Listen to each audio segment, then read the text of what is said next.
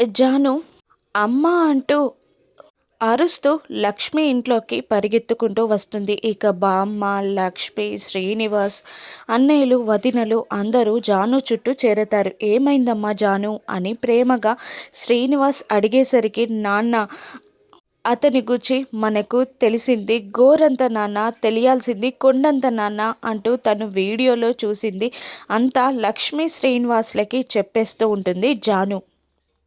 ఇంట్లో ఒక అజ్ఞాత వ్యక్తి ఉండడం, రాత్రిపూట రహస్యంగా బ్రతకడానికి మాత్రమే భోజనం పెట్టడం, విశ్వ పైన అనుమానం రావడానికి తన బెడ్లో విశ్వాని తీసుకొచ్చి పడుకోబెట్టడం, రామచిలక క్రిష్ని చంపడానికి రాబందుని తీసుకురావడం, జై అక్రమాలన్నీ లక్ష్మీ శ్రీనివాస్కి చెప్పేస్తుంది జాను. దాంతో అందరూ కంగారు పడతారు.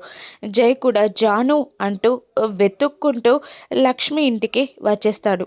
జాను జాను అని బ్రతిమిలాడుతూ ఉంటాడు జై. కానీ జైని ముట్టుకోవడం కూడా ఇష్టం లేనట్టు జై చేతుల్ని తోసేస్తూ ఉంటుంది జాను. ఇక శ్రీనివాస్ కూడా కోపంగా, అది నీతో రావడం ఇష్టం లేదంటుంది కదా, వెళ్ళు అని జైని నెట్టేస్తూ ఉంటాడు శ్రీనివాస్. నువ్వెవడు నాకు చెప్పడానికి అని శ్రీనివాస్ని కోపంగా అరుస్తూ ఉంటాడు జై. ఆ మాటలతో అందరూ షాక్ అవుతారు. చెప్పింది కదా నీతో ఇష్టం రాలేదని, నువ్వు పెట్టే టార్చర్ భరించలేకపోతుంది నా కూతురు, ఇక నుండి వెళ్ళిపో అని జైని కసురుతాడు శ్రీనివాస్. దాంతో కోపంగా గన్ తీసి షూట్ చేస్తాడు జై.